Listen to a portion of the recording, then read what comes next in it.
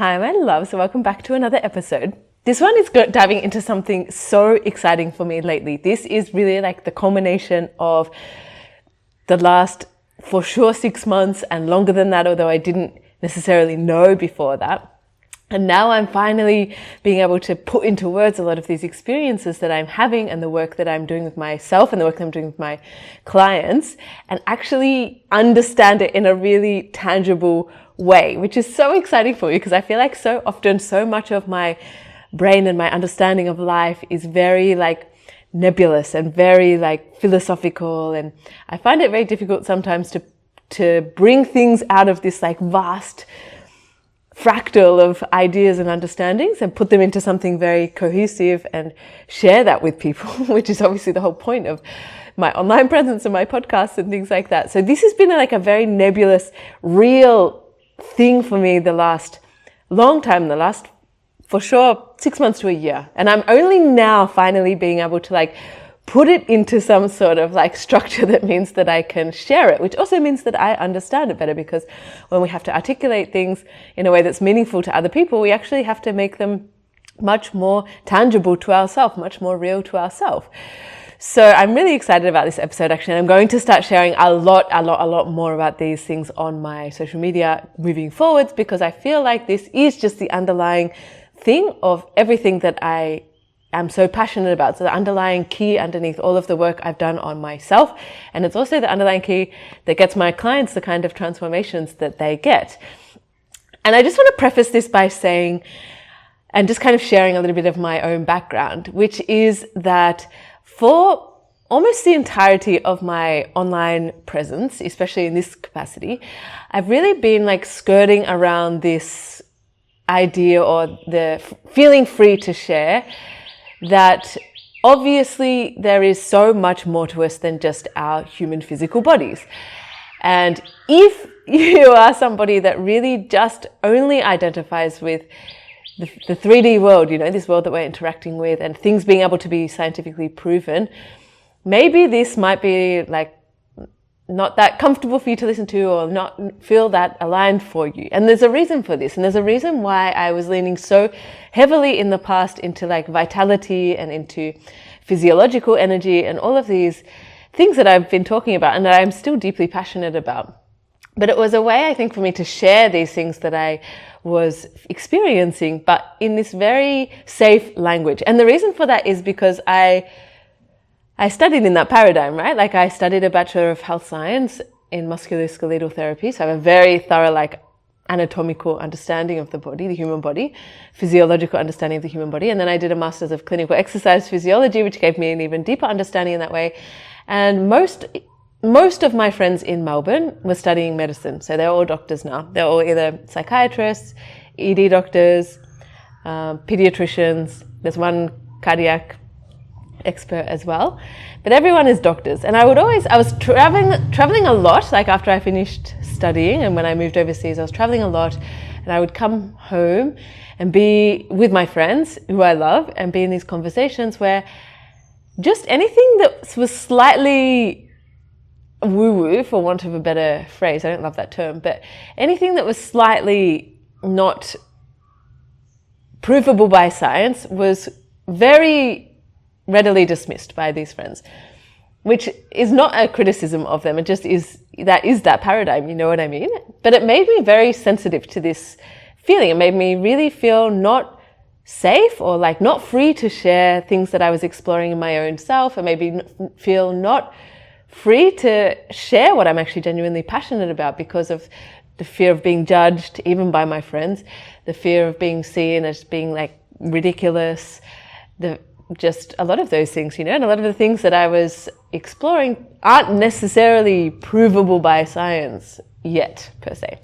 So that's just a little bit of a backstory. And then obviously once I started showing up online and talking about these things, that same fear was there in a very real way, because then it's like open to, like, first of all, my friends follow me on social media, so they were seeing what I was posting.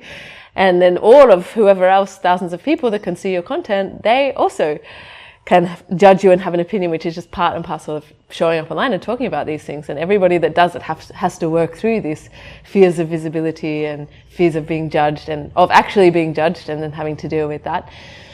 but I just now am like so over all of this, and I'm just really in the mood, and I'm here to talk about the things that I'm passionate about. And I only want people here that are also passionate about those things. Do you know what I mean?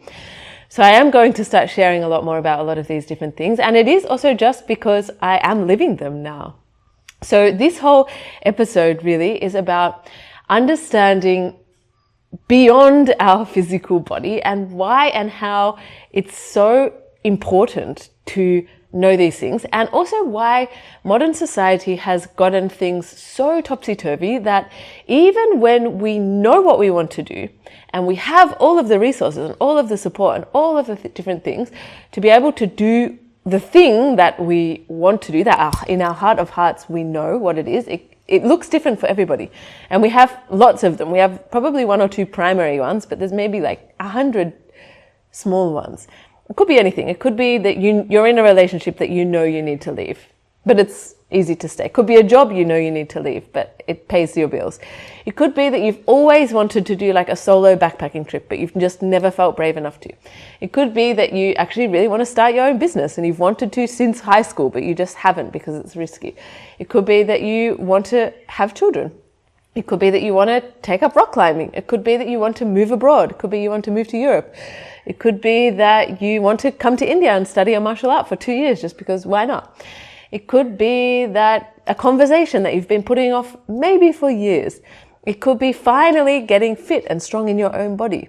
It could be actually studying something that you're interested in, even though you spent all this time and energy and money studying something else that you're actually now no longer interested in.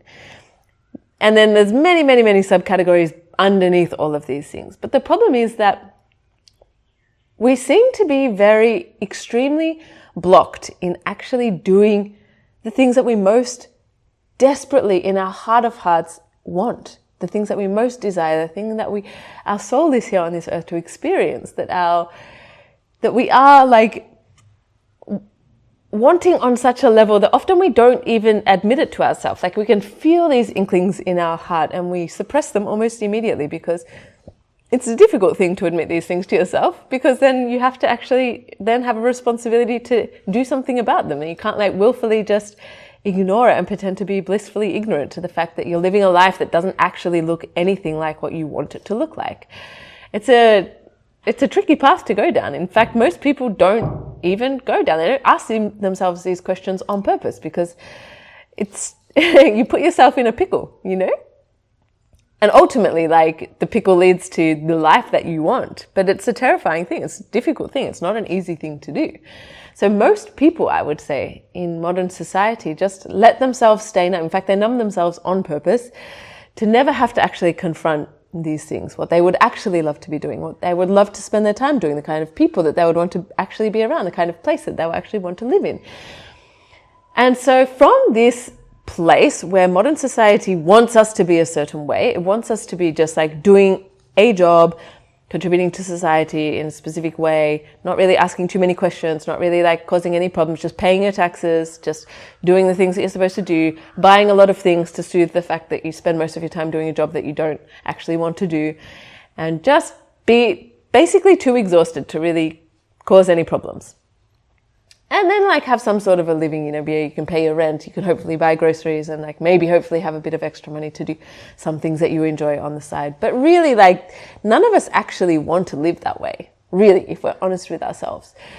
And so the thing of modern society, and you've heard me talk about this a lot on other podcasts before, is that we are all more or less living as these kind of disembodied heads where we kind of cut ourselves off. We are our brain. We understand ourselves very significantly as our brain and our eyes, and we look at the world and we interpret the world, and we have a lot of ideas going on in our head. We are like commentating on things constantly. We're telling stories about things. We're rationalizing things. We're explaining things that we see. And we really just are kind of floating around. Most of us are extremely disconnected from our bodies, myself included. For most of my life, I would say I was extremely disconnected from my body, extremely disconnected. And then there's this thing of like, you know, doing practices to try and understand our body more, to get in contact with our body more. Maybe like different types of movement, yoga, different types of meditation, different other practices that we can have somatic practices that we can have to feel our bodies or to try and understand our bodies, but actually most of the time they also end up just being like our brain and our eyes just like looking down into our body and kind of commentating on what's going on inside there, rather than actually being in a certain part of your body, feeling a certain, like existing in a certain part of your body outside of your brain. And we really give a lot of credit to this cluster of intelligent nerves in our skull, forgetting that we have very also intelligent clusters of nerves throughout the rest of our body that we are just very, very, very disconnected from. And this puts us in a real pickle. And this is now just this whole principle that I've been exploring in my own self, but also in my clients, and also just as a framework for understanding, how did we get things so wrong? How did we all end up in this place? Because most people don't live a comfortable life being stuck in their heads. Most of my clients don't live a comfortable life stuck in my head. When I was living a life stuck in my head, it was unbearable. It's excruciating. You know, it's not a nice place to be. Our minds are not that forgiving. They're very critical. They're very sharp. And as a society, it's really allowed us to progress very far as human beings, because it allows us to think rationally, it allows us to conceptualize, it allows us to do a lot of things that the other centers in, the other like intelligent centers in our body don't do. But that doesn't mean it's the only type of wisdom, and it definitely doesn't mean that it's the type of wisdom that we should be structuring and organizing and living our whole life from. So what I believe, what I am experiencing, what I am exploring is that we have many, many, many, many different energy centers in our body. This just is a fact, you know, like all of the ancient cultures all had something like this. Of course, they have in India, like the chakra system, the nadis, the flow of prana through the body. And then in like Chinese martial arts and Chinese energy systems, they have the dantians. In Japanese martial arts and Japanese healing, they have the hara, which is this space in your abdomen where we store all of our life force and power.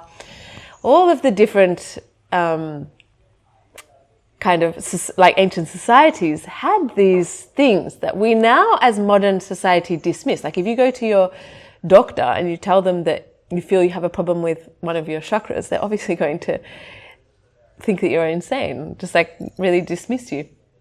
So, and the reason that I just cannot abide this paradigm anymore is because it's so obvious to me anyway, that of course we can't explain everything with science now, because we can't even see most of the things that would even prompt us to want to explore them scientifically. Do you know what I mean? And then there's the fact also of like when we can explore, when they are there to explore, most of the time the scientific instruments that we have to explore them are just not sophisticated enough to actually do that job. Like, and we can see this all throughout history, you know, like people back in the day just didn't know that bacteria existed because they didn't have a microscope to be able to like look at them and study them and know that they exist. That didn't mean that they didn't exist. It just meant that we didn't have the tools that were sophisticated enough to be able to explore that thing yet. And I also think like we live in a world where we cannot see most of the visible light spectrum, most of the electromagnetic frequencies around us. We cannot see most of them. We can see, I think it's like 0.003, around that number, 0.0035, which is less than 99.9% of what is actually going on around us in this life. So it's completely absurd to me, completely absurd to dismiss anything actually, because we can't see most things.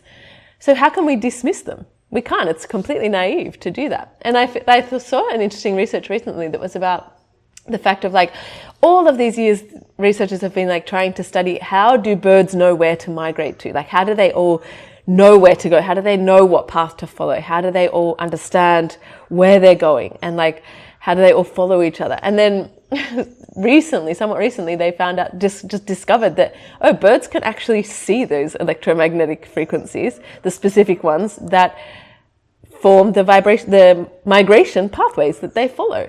And it's so obvious, right? They have like a special protein in their eyes that we don't have as human beings That means that we can't see those electromagnetic pathways of the earth and the way that they are and the way that they interact. But for a bird, it would literally be like going outside and like driving on the road to get to where you want to go. It's that obvious to them.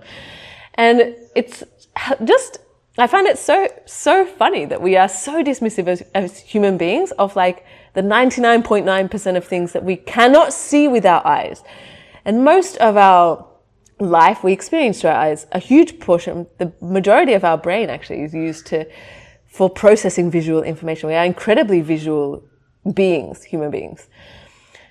So having said all of that, and going back to the thing of energy centers, in my exploration and experience now, there are three main ones that are just of imperative importance to the way that we are as human beings and the way that we move through our world. So there's obviously one in our head, there's one in our heart, and there's one in our hara, or one in our lower abdomen.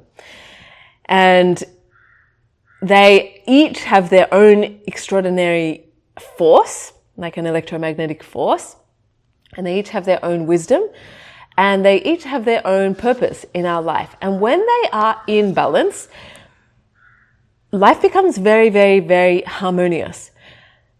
And when they're imbalanced, which is, I would say, most of us, myself included, life becomes very difficult. Life is not harmonious. Like things don't flow smoothly. We don't feel at home, first of all, in ourselves, and we also don't feel at home in life. We don't feel safe in life. We don't feel looked after by this entity of the universe. So there is a polarity, I think, and the polarity gets flipped for most of us. So there's this thing of like the disembodied heads. And we are that, our heads are so dense. There is this extreme density in our head, in this wisdom, this energy center of our head. And there's a heaviness there. It is heavy. It's this kind of like over preoccupation with this mind space.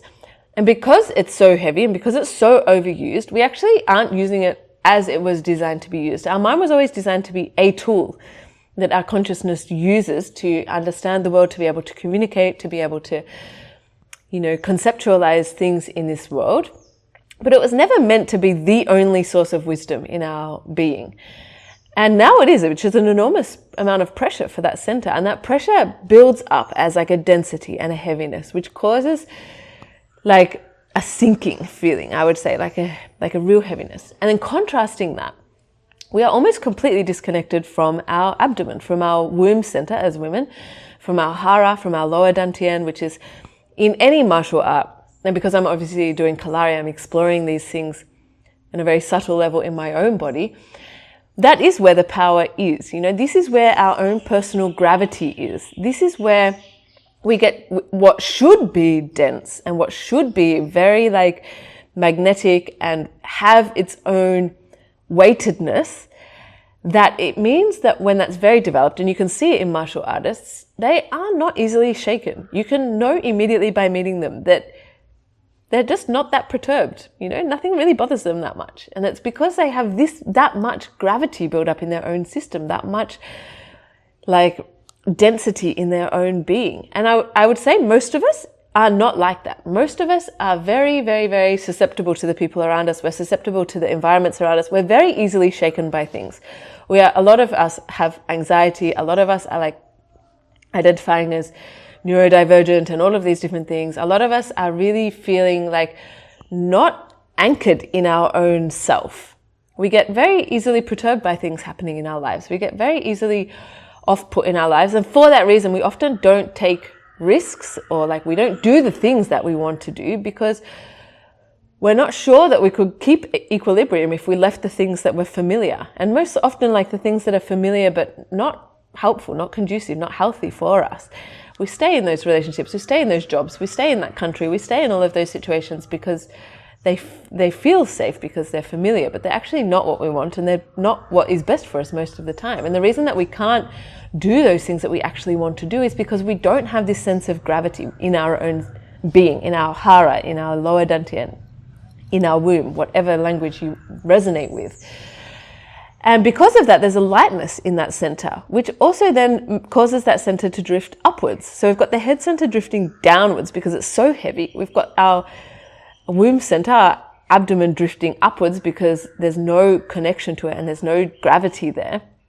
And what that does is it's a reversal of the correct polarity, first of all, which means that it completely compresses our heart center, which is our largest electromagnetic field as human beings. Our heart center has an enormous power in this way. But when our head is so heavy and when our hara is so light, what happens is it squashes all of our heart center and everything becomes very contracted, very constricted, very, very, very like turned inwards on itself. And this expresses itself in so many different ways. Like you can very easily see in just somebody's posture when you see them walking around. If they have this, you can probably see it in yourself. I can, looking back in my life, reflect on my own posture for most of my life and see that that's exactly what was happening. Everything is compressed. The weight of our head, like this density of our mind, the heaviness, pulls our shoulders in and is this like kind of weight sinking in. This lightness and our disconnection from the ground and from the earth and from our womb and from our hara causes us to be very ungrounded. It causes us to be like kind of floaty and like all of that kind of, when you meet people and they just don't really seem to have any like gravity to them. They don't seem to have any power. Power comes from that place. Power is something, it doesn't come from our mind. Power is that is the force of that lower abdomen center. And so when our heart space gets constricted, we end up in this place where we can't trust. We feel closed to life. We feel like we're not supported by life. We feel like nothing works out in our favor. There's no point in doing things anyway because nothing works anyway. We're never really ever going to get what we want, and we're always just going to have to like try and do the best that we can to get through this life that we're in. We don't trust other people. We don't open up to other people. We also don't trust ourselves, and we're not vulnerable with our own self. And when there's this constriction, it just closes down the incredible force of life that actually is our heart space, when it is open, when it is dynamic, when it is alive. And so the opposite of this, which is the natural polarity that most of us have fallen out of, and I'm not pointing the finger and saying that we're to blame. I think it's just a natural byproduct of modern society. Like anybody that lives in this modern society has been trained from birth with the wrong polarity. I would say we learn these patterns from our parents, we learn them from the people around us, from our teachers. And unless we have extremely wise kind of spiritual role models from a very young age, we don't get this correct polarity mirrored to us in any way. The correct polarity is to have levity in our mind, a sense of lightness. And that's not to say that we're just like giggling Gertie's going around life in a very airy-fairy way. It just means that there's no density there. Our mind is just being used for what it was always meant to be used for, as a tool. These three energy centers are meant to be operating together as one unified being, not one of them running the whole system. It was never designed to hold that much pressure. So when it is used as a tool, and when we are not so preoccupied with like using our brain to understand everything, telling the story of this, making excuses for that, analyzing this, looking for that, like doing all of this mental narrative that keeps us so tangled up in just like this heaviness feeling, then we can actually use our mind what it was designed for, to be creative, to problem solve, to be able to conceptualize beautiful things, to be able to take a lot of different concepts and put them together and collaborate with other people in that way and create beautiful things. Our mind is an incredible source of creativity. It's an incredible source of wisdom. It's an incredible source of intellect when it's not bogged down by all of this other stuff that we end up doing when we only live from that place. So this natural state of our mind is a state of lightness, of levity, of looking out at the world and seeing a beautiful place full of possibilities and potential, seeing people that we can collaborate with and interact with. Then the natural polarity of the lower abdomen center, the hara, is a state of density. It is a state of gravity. It is a state where it's like a cauldron, and it actually is a cauldron. If you think of your pelvis, it is like a big bowl. And that bowl is holding this whole enormous amount of potential energy in that place. And of course, in like Chinese martial arts, I talk about the lower dantian and like building that space and pressurizing it. And then using that incredible amount of like tensile strength there, because it builds and it builds and it builds. And it's kind of like if you compress a spring and it has all of this latent potential energy in it that you then live from, this power, this incredible life force there. And then in martial arts, if you strike from that place, you move from that place, because that's a place of strength and power that doesn't just exist anywhere else in your body. It doesn't exist in your muscles. It doesn't exist in like, I can do this with my hand, but it's a completely different thing than if I'm like pulling that energy from like inside of myself and moving with that energy. And so the natural state of that is this naturally dense magnetic frequency and field that is like kind of a sinking feeling. It's connecting us downwards. It's connecting us deeply also into the earth, into our feet, which most of us are also disconnected from. And that feeling of density and heaviness is the feeling of complete groundedness in your own self. It's that feeling of like anything can happen and it's okay, you know, like I know that I can deal with this thing. I feel so confident and grounded in my own self that actually I can live life very, very, very freely because everything is okay. You know, I'm at home within my own self, within my own body. So I don't necessarily need things outside of me to be a certain way. I don't need the people around me to act in a certain way. I don't need things to work out exactly as I want them to work out, because I have this density and this gravity inside of my own self that means that I am safe no matter where I am, because I'm safe in that force of energy.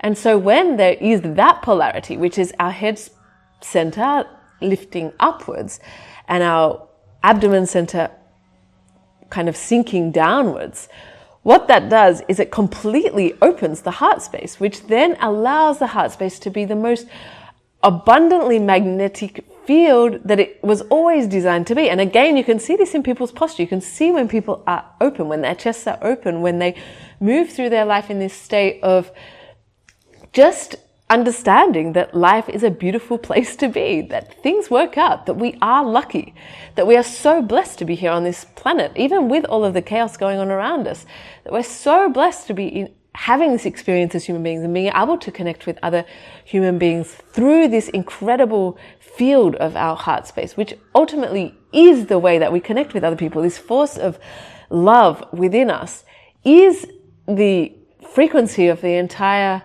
universe. It is the frequency of this planet, this Mother Earth. It is the frequency that ideally we are connecting to each other with, because it is the primordial frequency. It's a frequency of existence. It's a frequency of creation.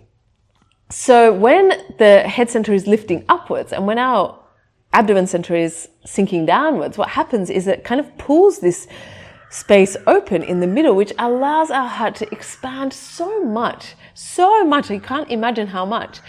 And a lot of the work that people do is like around, you know, opening your heart and feeling safe to open your heart. And I know a lot of my friends and a lot of coaches and things like that on Instagram talk about this thing of like living from your heart, feeling safe to, you know, be open-hearted in life. But when we haven't addressed these other two centers and they are compressed and we're trying to live from an open heart, that's an extremely difficult thing to do, because it's going against the exact, like, it's trying to put a square peg in a round hole, basically. Like, we haven't created the spaciousness to allow the openness of our heart. So we're trying to open our heart while it's just like sunken down, and we're like trying, and we can be trying with the most purest of intentions, genuinely, from the most genuine place. But if something is constricted and closed down, it doesn't matter how much you want to open it. If there is not space for it to open, it's just not going to open. Do you know what I mean? Like, it's like if I put a big pot plant in front of my front door, and then I try to open my front door, it's just going to bang into the pot plant, and that's it. I'm not going to be able to like go outside of there. I need to move the plant to create the space to then be able to go out of my door. So a lot of the work that we really, as modern society, quote unquote, or as just like intelligent beings in this modern society that want to live our life in a different way, that know that different things are possible for us, happens from this paradigm. And this is what I've been exploring. This is what I'm most passionate about at the moment, because this is what I'm living so actively. I'm experiencing what does it feel like to build this force of energy in my abdomen that I've never experienced in my life? And how is that impacting the way that I live my life? How does it change the way that I feel in my brain as this disembodied head? What happens when I get out of my head and come into these other centers and explore them, give them space, create space for them to exert their own natural pressure? They have their own natural pressure. We don't have to get them to do anything. We don't have to like go into our heart and try and force it open and try and force it to be large and try and force it to be magnetic. It will just naturally be it is the natural state of our heart to be incredibly magnetic once it has the space to do so. So instead of going about all of these things the wrong way, like quote unquote wrong way, because it's the way that we've always done things, the way that we've always known, what we can actually do is just put our effort and our energy towards restoring the natural state of these energy centers and putting them back to the way that they were originally meant to be, using them in the way that they were originally meant to be used. Our head was always meant to be light. Our mind was always meant to be light. Our thoughts are meant to be light. And again, not in this like fluffy way, but they're meant to be like sparkling. They're meant to be like this quality of like brilliant white light. Consciousness, it is consciousness, right? They were never meant to be like darkness and dark thoughts about ourselves and anxieties and depressions and like looking out on the world and thinking bad things about the world and knowing bad things about the world and all of that kind of thing. Like the natural state of consciousness, the purest state of consciousness, is one of incredible light. And when we put things into place that allow us to tap into that more, then we do get to experience this sense of levity. And the thing about polarity is the more we can create a little bit of lightness in our mind, the more we will sink a little bit more into our bodies. And the more we sink a little bit more into our bodies, the more we get to discover the power in our abdomen. And the more we develop that power in our abdomen, the more density it gets, which naturally creates the opposite polarity to lift our mind, to lift our consciousness out of this heavy place. And the more we develop one, the more the other naturally develops as part of that polarity. And then the more that we do that, the more our heart naturally expands. And we all want to be in this state of magnetism. Everybody that I know wants that. All of my clients want that. I want that. Everybody that I know in life wants that, because we want to be able to move through our lives in this very frictionless, beautiful, and I'm not going to use the word effortless, because it's a beautiful thing to apply effort and to create results in our life. But we want to do it in a way that isn't forcing, that isn't constantly depleting us of all life force and energy. We want to move, we want to be magnetic. We want things to work out for us. We want to apply a lot of effort and have that thing become something extraordinary. You know what I mean? And it is our natural state, like this lightness, this levity, this magnetism, and this gravity. They are our natural states as human beings. But we flip them around the wrong way. We put too much gravity in our head, which sinks and compresses our heart. We put too much levity and lightness and fluffiness in our abdomen, which compresses our heart. And then we end up with a very constricted, very closed down heart, which means that we are not magnetic. We do not move through our life in a way that is trusting. And when those two things happen, inevitably things go wrong, you know. Life is always reflecting our inner state. Always, always, always. There's so billions, hundreds of books about this. You can read any book about this. Our outer reality is always reflecting our inner reality. So if we want to live a life that feels very magnetic, that feels full of this beautiful lightness of consciousness, that feels full of this like trust and safety in our own self, then we need to correct this polarity. We need to really understand this on a very deep level. So I'm going to be talking a lot more about this. And I have my own framework for this, obviously, because this is my big passion. This is what I'm living now, 5 hours a day in Kalari. And I'm calling the framework Awaken the Dragon, because that's what it is. And actually it's so many alignment things, but I got this tattoo of this dragon after my very, very first experience with Kalari, where I found it out of the blue by coincidence, quote unquote, and came here and did my first month training block here. And I kept dreaming about this tattoo. I kept seeing this beautiful Chinese dragon, and I knew it would be on my arm. And I went back to Sri Lanka after that trip and got that tattoo immediately.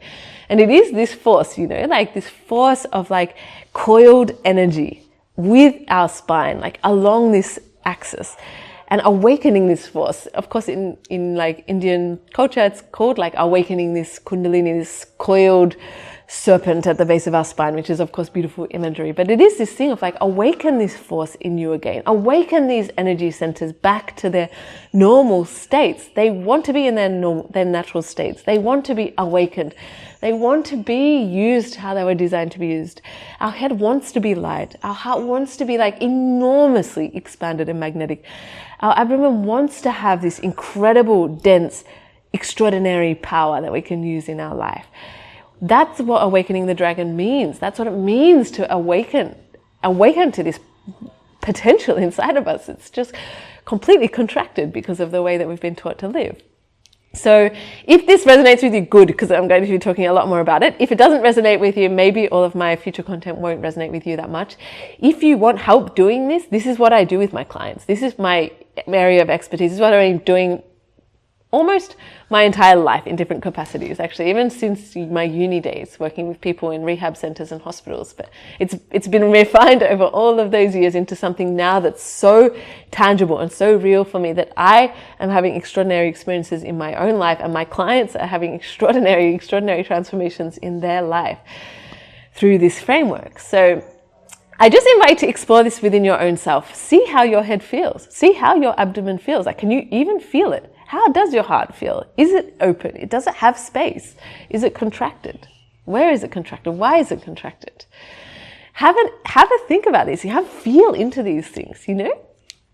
And I just feel so good actually to be finally like talking about this, to be finally putting this out there, and to finally just like go so far away from this world of like science and research papers and blah, blah, blah, all of those things, and just be like actually sharing with you what I genuinely love, what I'm genuinely so passionate about. So if you got it all the way through this podcast, you are one of the real ones, and I love you.